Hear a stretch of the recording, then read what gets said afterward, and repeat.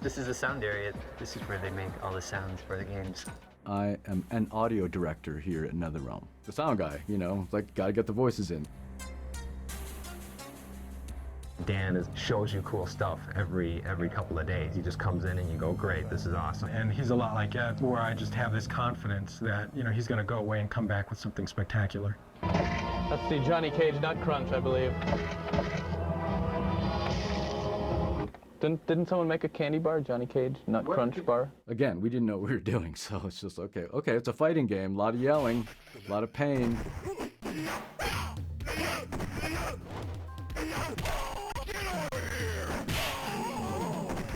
You know, I don't think we had enough memory to record, okay, this is Scorpion's voice, this is Sub-Zero, so we just, like the men, we just mixed and matched. And I think Sonya was the only female in the first one, so we had, obviously, a female voice for that, and that was hers. But the rest of them, I think, would just be shared. We just get the talent, which was just people around the studio. It's not like we were hiring people to come in and do this. We recorded me as the announcer, as Shang Tsung. You know, Liu Kang wins. Finish him. Liu Kang wins. Fatality. You know, fatality. All of those kind of classic sound calls was me, because we didn't have somebody with a better voice. Later on, we found Steve Ritchie, who had a much better voice in terms of like an announcer. Baraka wins. Flawless victory. Fatality. I did a terrible Bruce Lee impersonation for Liu Kang. I think I did a yell for Kano. Kano wins. But I was also the voice of Scorpion, you know, yelling, "Get over here." Get over here. Excellent. Come here. I had worked with Dan Forden for many years at the time. I remember there was another sound guy who thought that was the stupidest thing in the world.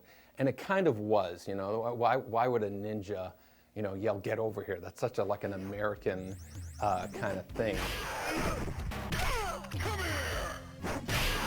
Scorpion wins. The idea was, again, the outrageous presentation. We really wanted to have, you know, just yelling and loudness in general into the game. From something that became with such silly roots and beginnings, you can't imagine Scorpion not having the "Get over here." Ed would get me, this is back in the days of VHS, right? He would get me a playthrough of the background that I'd be working on. These are the instruments that I have, and look at the background, trying to think of like, well, what makes sense musically for this? You try to imagine the action of playing the game and what the music's gonna do to like get you revved up. Ever since, I don't know, the 70s, early 70s even, but always liked progressive rock a lot. So a friend of mine turned me on to King Crimson in high school, and that's been like a love of mine ever since. And so there's no doubt that there's a lot of King Crimson influence in the Mortal Kombat music that I wrote over the years. You know, like the very first tune, it's a melody in a diminished scale, harmonized at the fifth. So that sounds like a lot of King Crimson stuff. I think they pretty much liked everything I did. I don't remember doing over too many things. Now and then there would be like, you know, maybe you should try this instead of that, and some sort of corrective feedback. But for the most part, it's just we were just kind of making it up as we went along.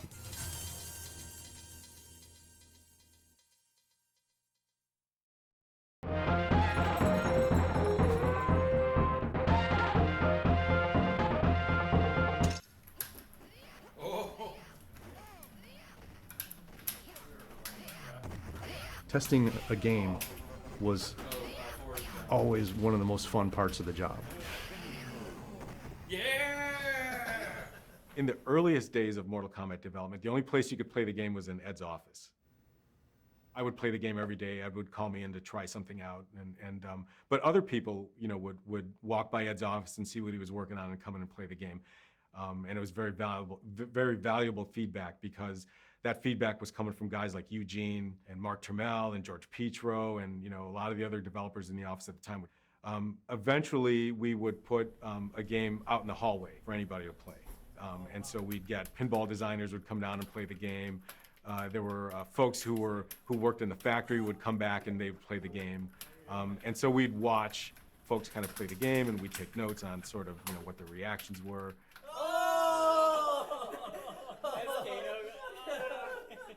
And then eventually that would lead to our first weekend test. Testing the game in the arcade was such a critical part of determining what's working and what doesn't work. Being on test is like one of the best parts, one of the most exciting parts of doing an arcade game. Our first location test was a weekend test that we did, and that was done at an arcade called Times Square. It was a Friday night, so it was packed. The arcade was packed. And there was a crowd around the Street Fighter game. Street Fighter 2 was out at the time. And I just thought, there's no way these guys are coming over to play our game.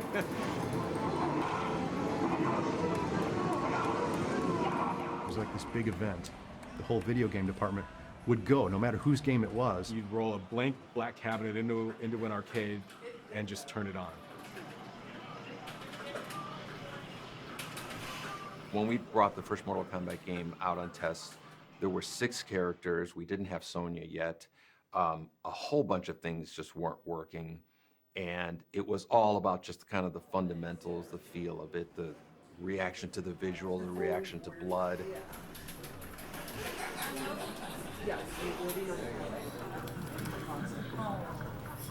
That rush, that reverie, or the destruction and devastation if something doesn't work out, like, it's like, oh, we got to fix that, and it hurts, it feels bad. I remember watching the first player. He was one of the guys from the crowd walking over and looking at the attract mode and then dropping a token in and playing the game.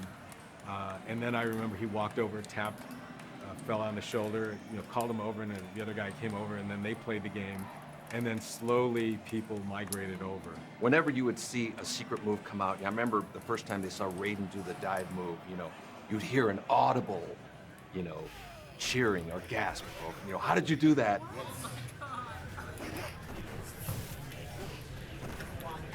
Easily the most enjoyable part for me was seeing and hearing reactions from players. And at some point, Ed, I think, went in and he did a fatality. Kind of a thing, and then he walked away, now it's a big frenzy to figure out, like, how do you do that? How do you do that? And that's how people found out about the fatalities. Assuming my memory is correct, but I believe that's how it happened. We would never perform fatalities in front of people because then someone's going to see you do it, right? Like, we wanted to launch the game and have people discover it naturally and organically.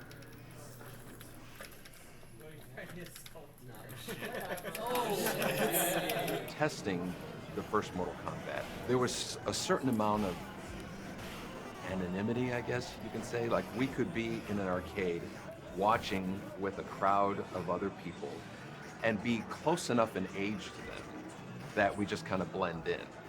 What is this new game? And then you would get a candid response. Once you tell them that you worked on the game, then they're not going to say anything negative about it. Across the street from Times Square was a pizza place. And so we would go across the street, get some pizza, and we would discuss, everything that we saw, what was cool, what was not cool, or, what should we change? Hey, that was cool. And it was so much fun. Seeing that first game on test was so reaffirming that we had something big. I saw players get so excited they just had to run. They just had to run around like in circles.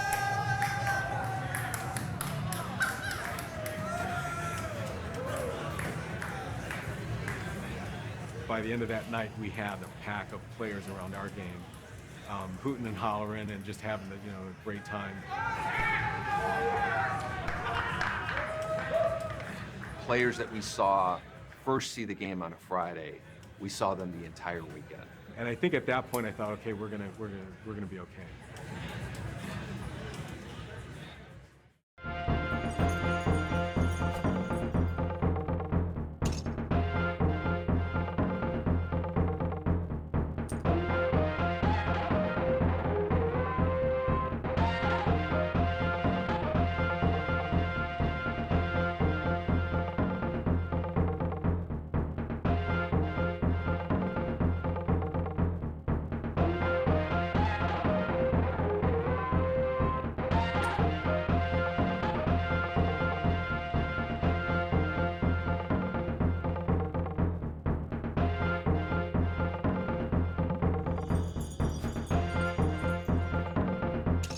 This was our first game that we were doing kind of as the leaders of the game. You know, Mark Trammell was the kind of leader of the Smash TV team, and Eugene was kind of the leader of the High Impact team, along with John Newcomer.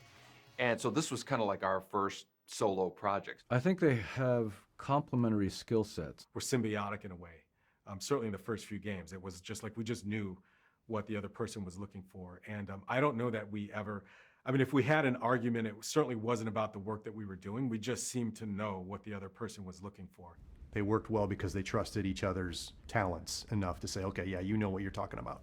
Ed took care of all the programming. John took care of all the art. They just had this unsaid, hey, you know, it'd be fun. Yeah, that's awesome. Let's do it. Working with Ed, one of his great strengths were just his focus, I think, and his ability to just grind and get things done.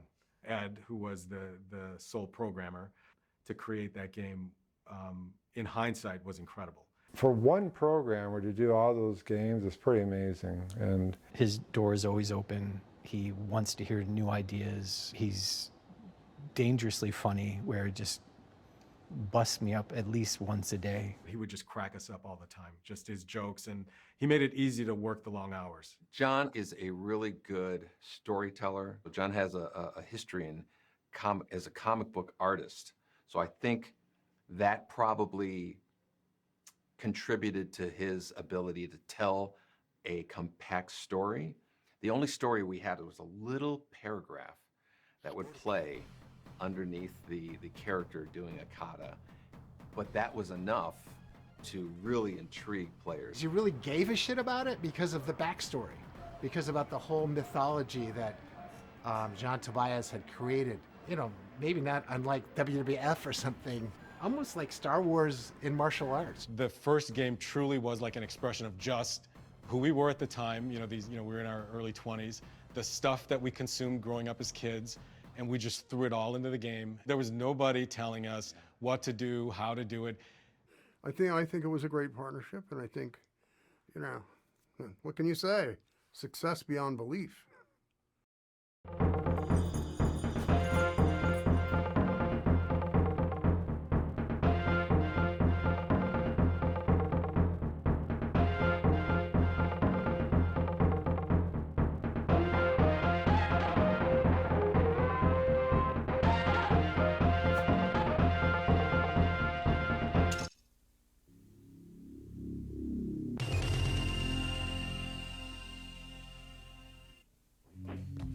Fighting games have proven themselves to be strong collectors suitable for a wide range of locations. They embody the most attractive elements of the arcade experience: characters endowed with mythic powers, full player control, secret moves, and the kind of unbridled head-to-head competition that compels repeat buy-in. Now from Midway comes Mortal Kombat. It captures the most popular elements of the fighting game and adds more control, more powerful characters, more depth, more secret moves, and advanced digitized graphics, delivering the most realistic fighting action available. Begin Mortal Kombat by choosing one of 7 characters, each boasting an arsenal of unique talents. There's Johnny Cage, the brash Hollywood movie star; Kano, thief and mercenary; Raiden, the mythical thunder god; Liu Kang, the fighting Shaolin monk; Scorpion, a ninja warrior bent on revenge; Sub-Zero, the ultimate assassin; and Sonya, U.S. Special Forces soldier.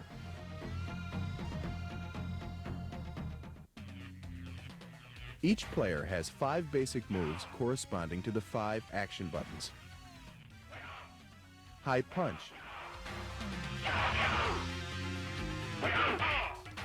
high kick,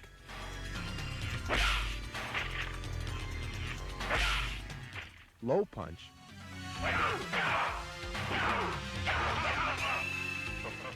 low kick, and a block.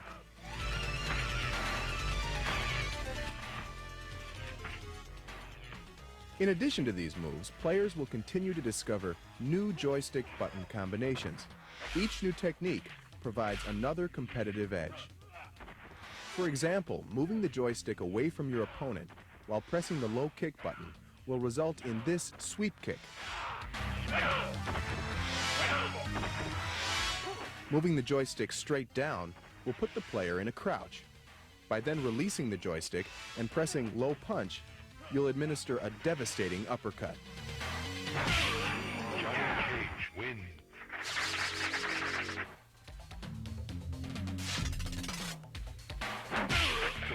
Secret moves play a big part in the success of any fighting game. Collections soar as players strive to develop a character's full fighting potential. Mortal Kombat has several times more secret moves than the nearest competitor. The button joystick combinations required to execute these moves are different for each character, as are the moves themselves. And each character's arsenal of secret moves offers unique tactical advantages. If you learn one of Sonya's secret moves, you'll be able to perform this devastating scissor throw.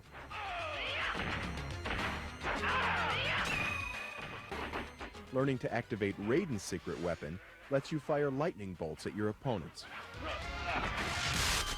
Raiden wins. Victory is achieved by winning 2 out of 3 rounds. Players losing a match will have to buy in to continue.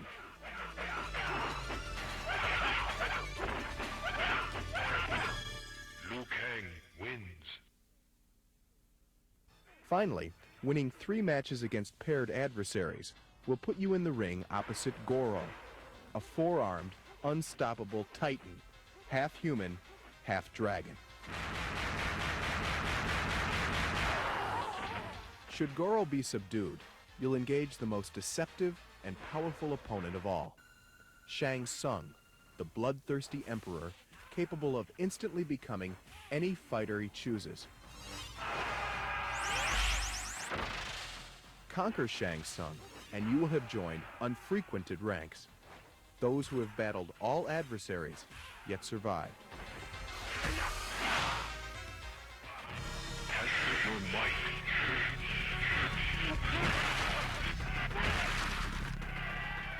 Every 5 matches during both 1- and 2-player games, you'll have a chance to test your strength and win bonus points by smashing progressively harder objects.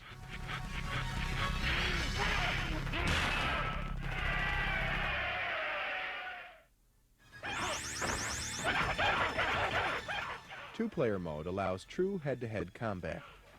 Players must rely on their fighting abilities, as well as a knowledge of their character's strengths, as they are matched against an opponent with different, but equally lethal, abilities. Each player selects a character and the match begins. The player losing the best-of-3 match will have the option of buying in to continue. The winning player will continue to play as long as he maintains a string of victories. Loser pays, winner stays.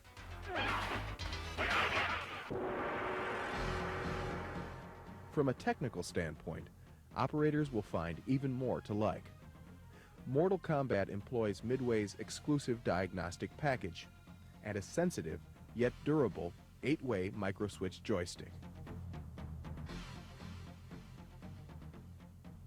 In addition, operators will want to be aware of a dip switch setting we've included, allowing them to temper the game to fit the requirements of a location.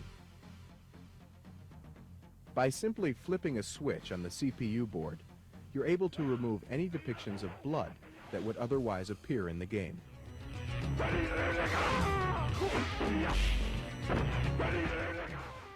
Another dip switch will disable the most graphic secret moves. In this way, operators can be sure they're matching the game to the disposition of their clientele.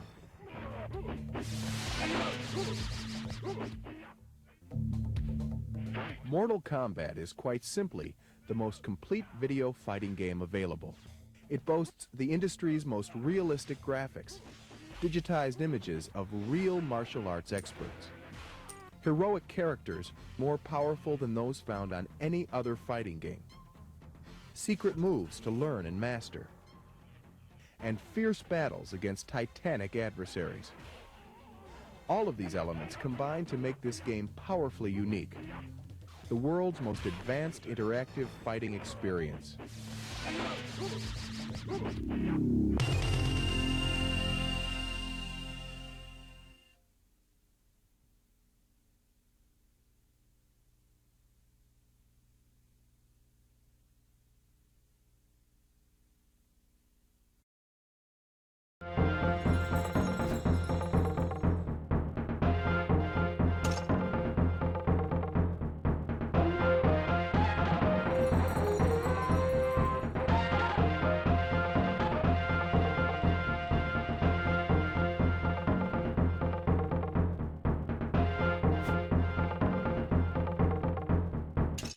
Fighting games of that era kind of all had this level of secrecy to them. Mortal Kombat, I think, took that to a very extreme level. You had to guess like the moves and how to figure out the codes. I think Street Fighter did something like that, right? They didn't document any of the moves, so we took that same approach. I think not having a move list, there was so much to explore and you had no idea of what you were still missing. It was another thing, it built up so much mystique to the game. But then we kind of extended it, right, with the fatalities and whatnots.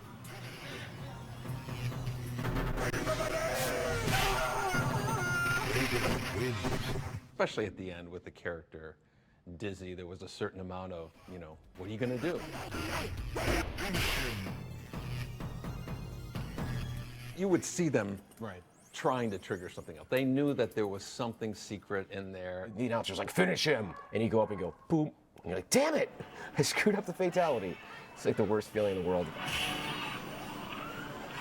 And, you know, everyone was playing as Kano because in the early days before people, you know, knew what most of the moves were, Kano's moves were just, I don't know, move the joystick in a circle real fast and he'll turn into a ball and do it, or hit block and mash the buttons, I don't know. First character I played was Kano, and I found the ball attack and the knife throw, and within the first day I found the fatality too.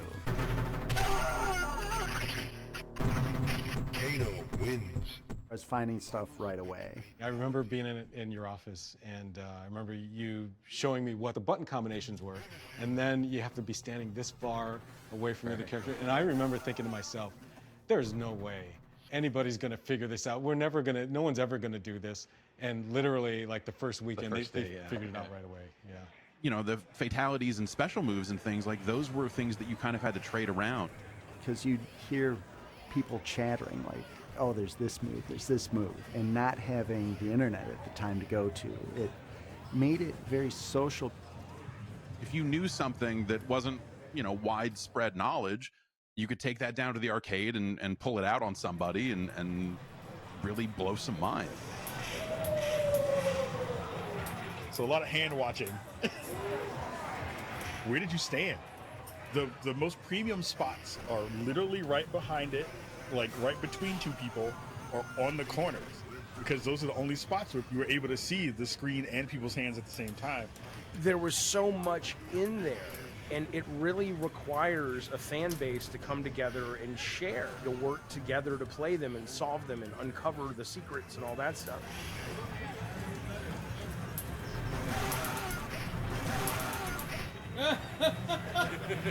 I was always obsessed with those kinds of things. I was a big fan of Street Fighter, and there was this rumor that was not true, that there was a character in there called Sheng Long.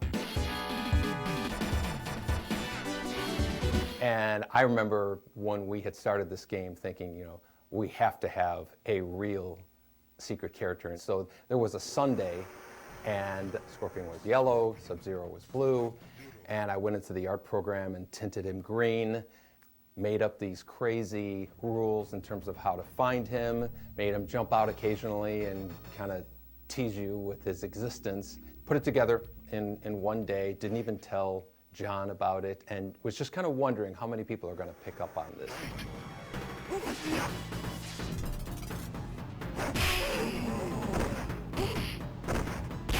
It became a bit of like a Bigfoot. Some people had sightings and some people didn't, because there was this one that was real and was rather difficult to find. It could give players a little bit of creative license to come up with something and say that they did see something else happening in the game. The level of secrets that happened in those first few Mortal Kombat games kind of corresponds with the rise of the internet. And people started trading around like, hey, here's a list of, I think these are fatalities. I remember going home to my dad's house and he had internet. He had a CompuServe account. And I started just learning as much as I could.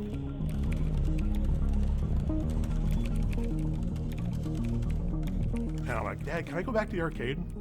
I want to try some of this stuff. I made it my mission to test all that stuff out. And that became my calling. We need to investigate.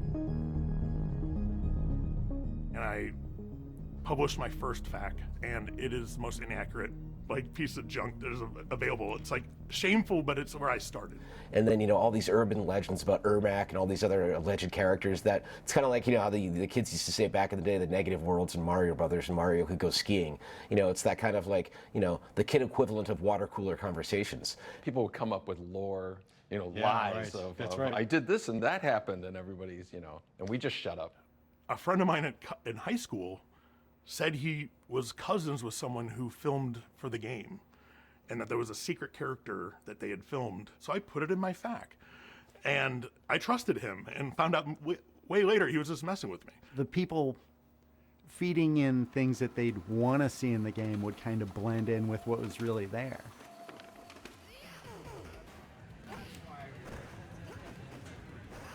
Sometimes you'd see a move and then it was gone. You'd be like, I swear this was in there. Did that really happen? There was no way to capture it. A friend of mine, his little brother was playing the game and told me about Kano's laser beam. Yeah, that's right. And I remember telling my friend's younger brother, there's no laser beam. He's like, no, I saw it. And so I know he's mistaken with what, I don't know what he saw, but he didn't see that. This mythology was being built by the player base.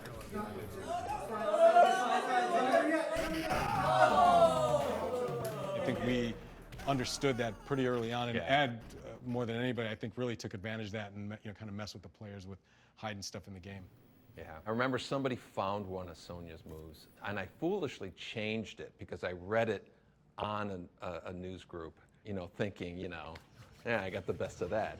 And they did some devious things to keep a lot of those things secret. I think there was a revision of Mortal Kombat 2 where they just arbitrarily changed all the fatalities because everyone figured them out too fast. And it's maybe the most devious and mean thing they've ever done. I remember thinking at that point, yeah, this internet thing has gotten, you can't beat it. You can't defeat it. It's just too powerful. One of the fun things about going to an arcade was, a lot of people didn't have the internet just yet. So people would show up with their copy of their FAQ. Once I was there and I saw someone with my guide, like my FAQ, and I was like, oh, where'd you get that? He's like, oh, the guy who wrote it sold it to me. And I was like, what do you mean sold it to you? I wrote it. We had a Mortal Kombat comic book that John drew, and we were the ones stuffing the envelopes, and we started writing messages to players. Sonya has a slide move, She didn't have a slide move. Within a week, I was at, it was like Galen North or something arcade, and some guy was playing Sonya, just keep trying these things. And one of the guys said, what are you looking for? And he goes, I'm looking for Sonya's slide move, Poor guy was, looking for it. But we were just adding fuel to that fire. Most of those secrets went unknown to me until much later in life when walkthroughs on YouTube became a thing. And I was like, whoa, I totally missed a lot of stuff in a lot of games. To us, secrets were basically replay value, and that was the most important thing for us. Having more to do with the game, having more to discover, more to enjoy. We love the idea of, just this question mark over the game. What else is in there that nobody else has found? And it just made the game that much more mysterious, right?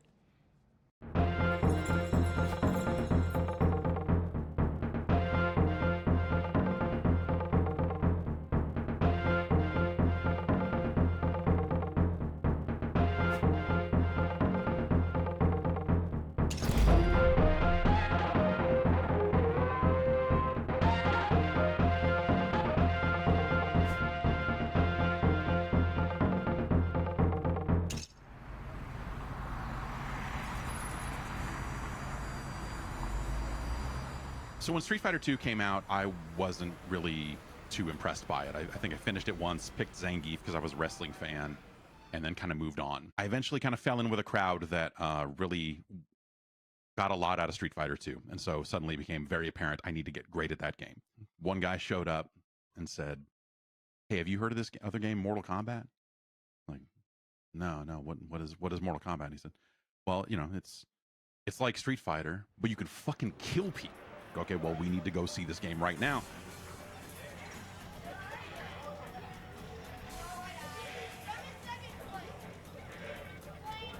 I absolutely remember the first time I played Mortal Kombat.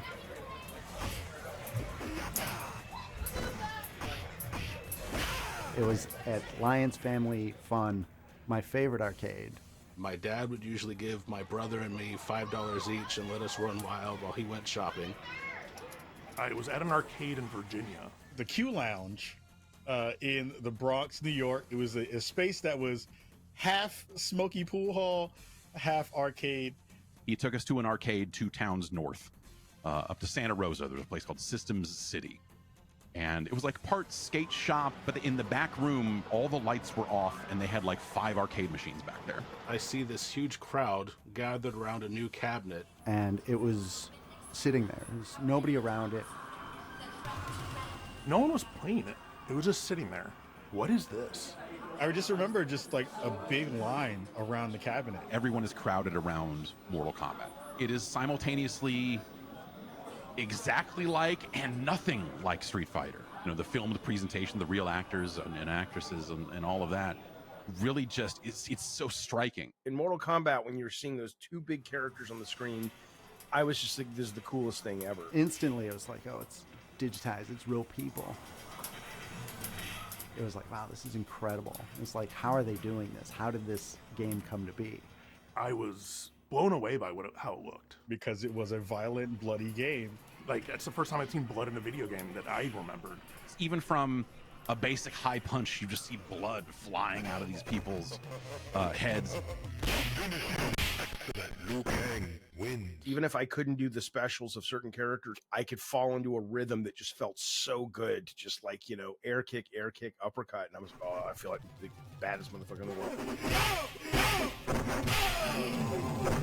In a time where you didn't see that kind of stuff in games and especially in arcades where kids were, you know, running around with their parents, and parents were still freaking out too, kind of seeing what was happening. My dad came up behind me. I didn't know this at the time, but the screen went dark. Kano ripped out a heart and held it up, blood dripping from it. And my dad went, "Oh, no, and whisked me out of the arcade. And that's when I knew I had to play that game because I was not allowed to play that game. People getting chopped in half and torsos being dismembered. Liu Kang wins. Flawless victory fatality. Oh, I didn't know you could do that in a video game. I didn't know that was allowed in a video game. And we're, you know, 16, 17 at the time, so this is the most exciting thing in the world. The endings and how every character had, even though Street Fighter, they had an ending, but Mortal Kombat was like the first thing that really affected me that was like, I really want to play all these characters to see what happens. And this is before YouTube, so it wasn't like you could just go on YouTube and watch it. You had to, you know, earn it, right? What's Kano's backstory? You know, what about Sonya? That's what we wanted to know about. And, you know, they specified a lot of it kind of in, you know, various screens and whatnot. You know, we were hooked. But it didn't take long from there for that game to be literally everywhere. Every single pizza place, 7-Eleven, arcades, the arcades that were left at that point, all of them had a Mortal Kombat machine probably within a month.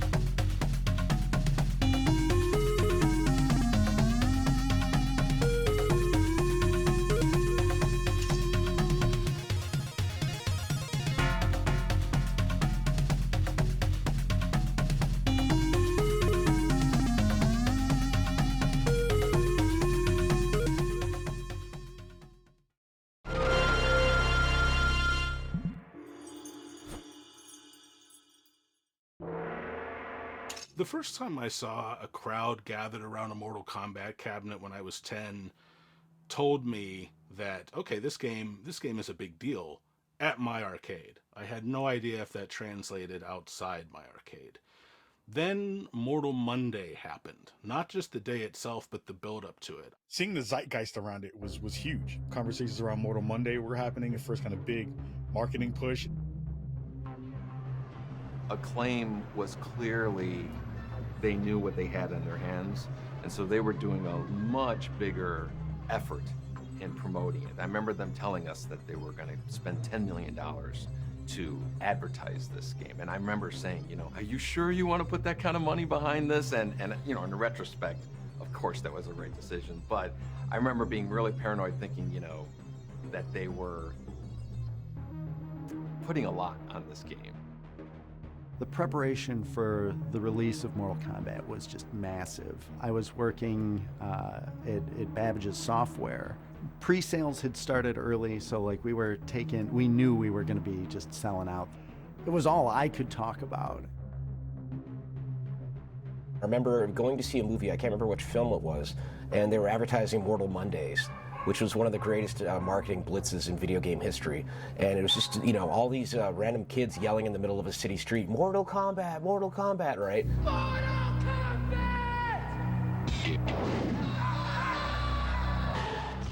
That commercial with like people running down the street screaming Mortal Kombat, and they were teens, and I was a little kid, and teens are the coolest thing you could be when you're a little kid. You don't have to show screenshots or anything else necessarily. Everybody knew. All you have to do is just have somebody out in the middle of the street just putting up his arm saying Mortal Kombat. It's almost like, hi, it's here. It sells itself.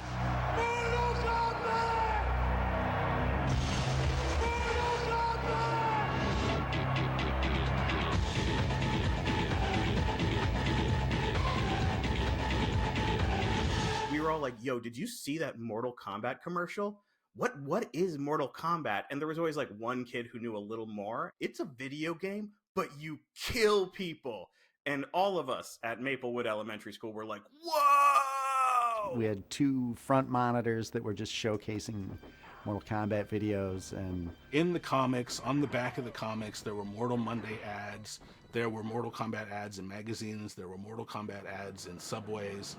You know, just seeing the standees and the posters and things at Times Square and the signage that was coming in, every piece of memorabilia that was coming in, and t-shirts, and it was just over the top compared to other games. I remember just being nervous about it, thinking, I hope this game lives up to it. Even though it was a huge arcade game, you know, you just never know at home.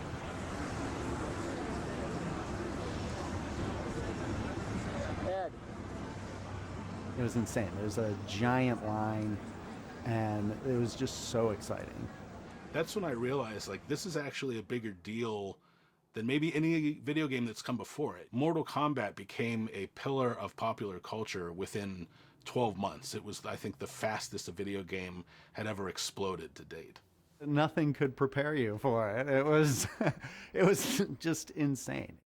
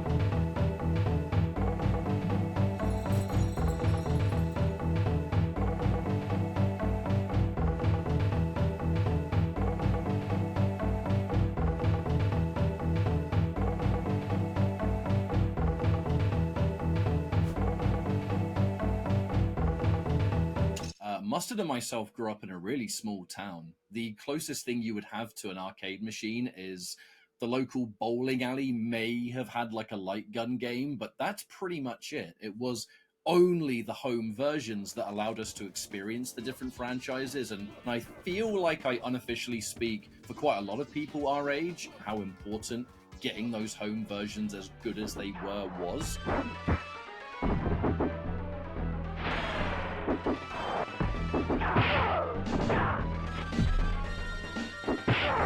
So that the rest of us could still experience it in different parts of the world that arcades weren't as common, especially those small towns. Which side was I on in the home versions? There's only one side. Like, what do you know, it's just the Genesis version. There's only one version of the game.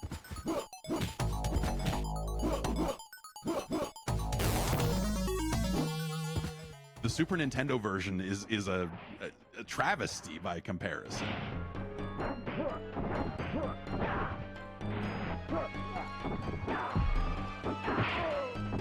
I actually thought that even though the Genesis was a little behind graphically than the Super Nintendo, I liked the grittier look of the Genesis version. It really felt kind of down and dirty the way Mortal Kombat should.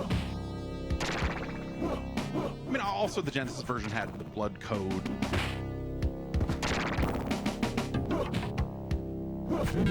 And the real fatalities and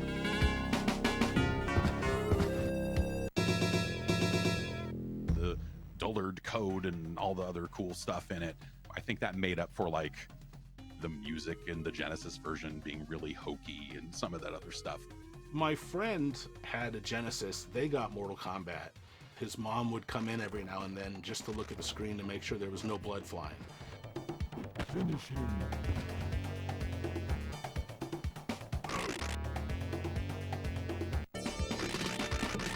And so what we would do is we would enter the blood code, we'd play a match or two, and then we'd hit reset, turn off the blood code, keep playing when she came in, and then she'd leave and we'd turn the blood code back on. Nintendo screwed the pooch when they didn't allow the blood in the game, and they instead put sweat in it, which the Genesis version outsold the SNES version like 3-1 or something like that. Everybody wanted the violence, you know, they wanted the blood. The Super Nintendo version feels like mud. Like the act of playing that game is so unlike playing the actual arcade game. So I really wanted Mortal Kombat. Not just to fit in, but because I loved it. I wanted it so bad, but my family didn't have a ton of money. So I scraped together all the money I had, and I was able to finally afford Mortal Kombat for the Game Boy. And that game is a experience.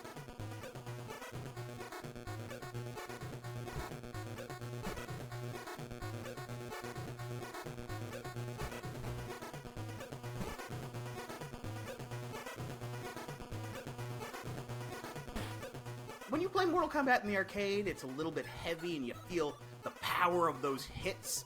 Mortal Kombat on the Game Boy moved like two frozen people were slowly trying to get close enough to hug. Like when you'd push the punch button, it would eventually move the fist forward a little bit at maybe 1 frame per minute.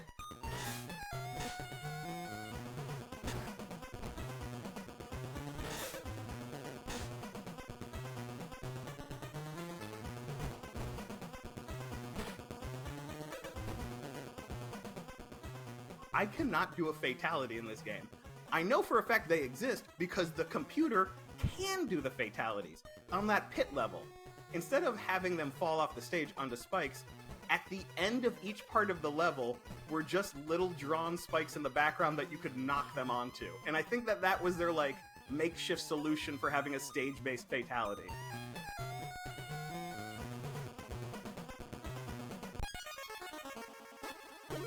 Even as a kid, I knew it was not the best version, but I loved it so much. I even put in a Game Genie code that let you play as Goro. Like, I did every secret possible. I was gonna squeeze every single dollar I put into that game. And I still own it, and I'll still play it occasionally because I'm kind of a masochist. But there's something special about it. There's something that's kind of like pure about a Mortal Kombat game that's so weird and watered down and slow that it almost circles back around to being kind of creepy and mysterious.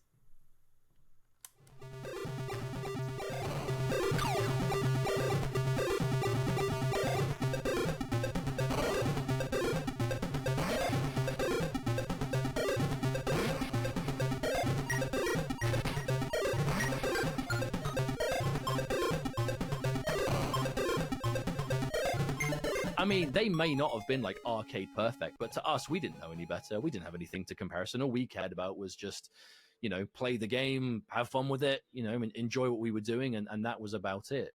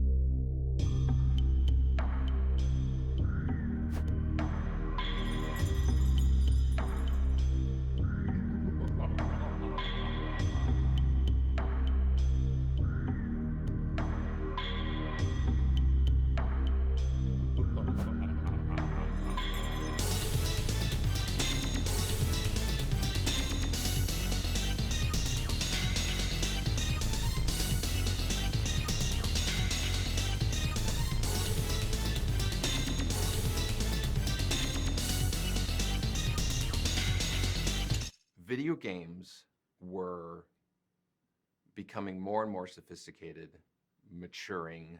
It was around that time that we were realizing that video games aren't just for kids. The manufacturers of the home consoles still kind of thought of them that way. It's like, hey, this is a toy for kids.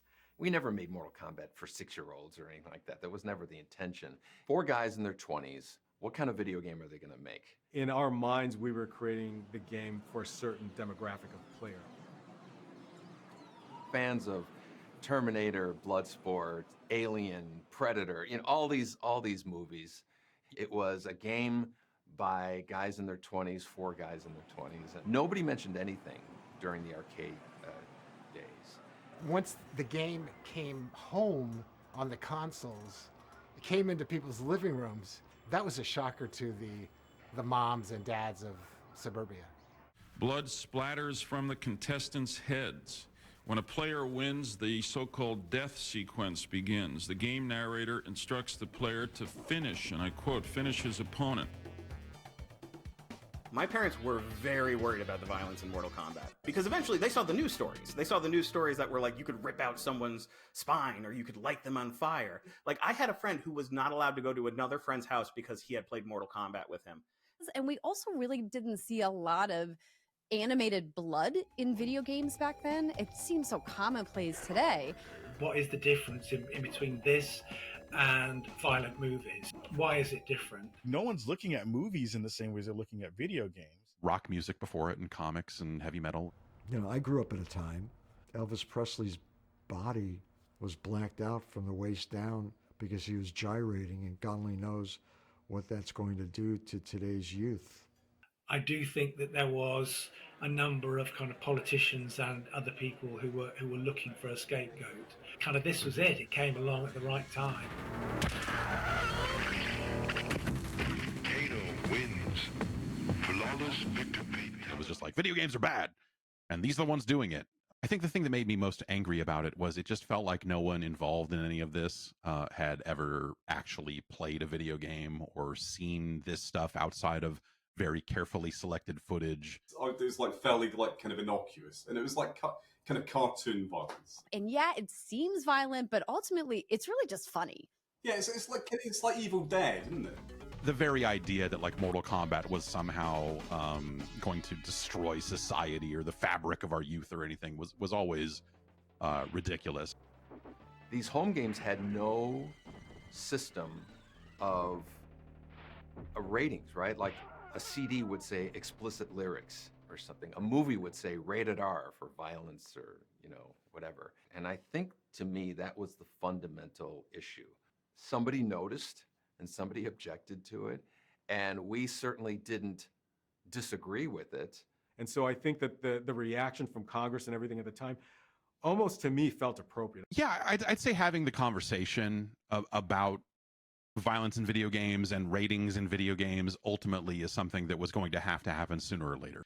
Is the industry going to be able to self-regulate, or is the government going to have to come in and do a bunch of really dumb things? I think that the rating system helps people make more informed decisions about what they're buying, and that included Mortal Kombat. If you're a parent who bought their kids games, they probably shouldn't have been playing Mortal Kombat unless you could supervise them. It was the next step in the maturity of the industry, and the rating system was kind of emblematic of that. It was a way to say, hey, here's this type of game, here's the type of content, make your own choice. The rating system and stuff that came from it felt like the right choice, to make. I think that if video games were like a squalling infant that was just learning how to crawl, Mortal Kombat got them toddling on their feet.